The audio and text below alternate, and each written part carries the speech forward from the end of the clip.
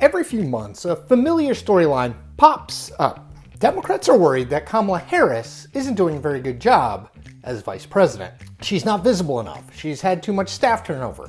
She isn't adjusting to the VP role as well as she should, and so on and so forth it goes. Now, the latest iteration of that storyline came in a Washington Post story published in early February, headlined this: "Some Democrats are worried about Harris's political prospects." And here's the key bit from that story. Harris's tenure has been underwhelming, they said, marked by struggles as a communicator and at times near invisibility, leaving many rank-and-file Democrats unpersuaded that she has the force, charisma, and skill to mount a winning presidential campaign. Now, I take no issue with the story. There are plenty of on-the-record quotes in it from Democratic activists expressing both their admiration for Harris and their concern about her future political prospects. And I also have no doubt that the concerns expressed in the story reflect a broader set of worries within the party about what happens if Joe Biden decides not to run in 2024. But the reality of Harris's situation and the history of vice presidents running for the top job suggests to me that this cyclical worry about whether she's doing a good enough job at VP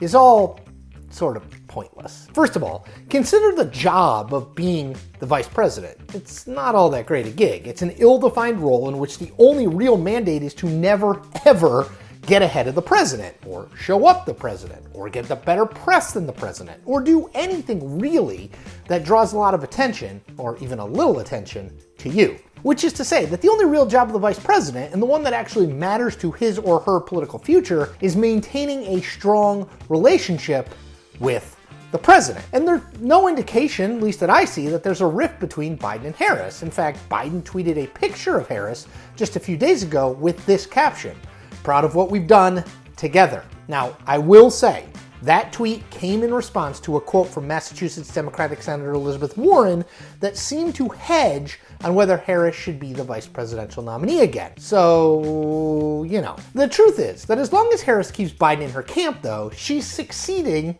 as vice president, at least politically speaking.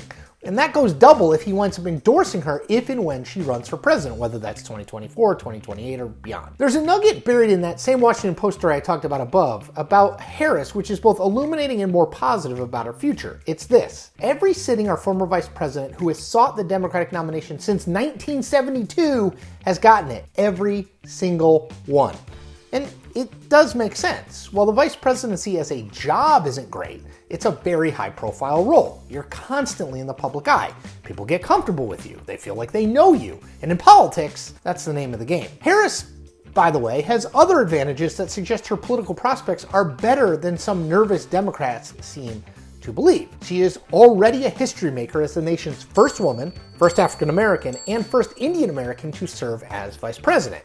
Given that positioning, it seems likely, at least to me, that Harris would enjoy overwhelming support in the female and black communities if she decided to run for the top job.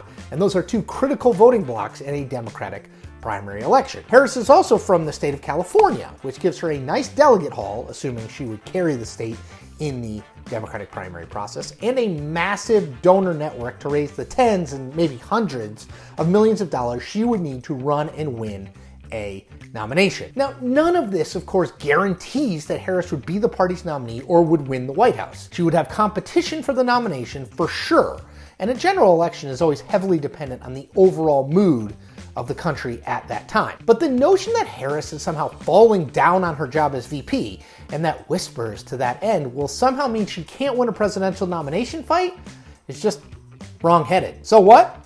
Harris is enduring what every VP must endure. The reward, if history is any guide, is the party's presidential nod.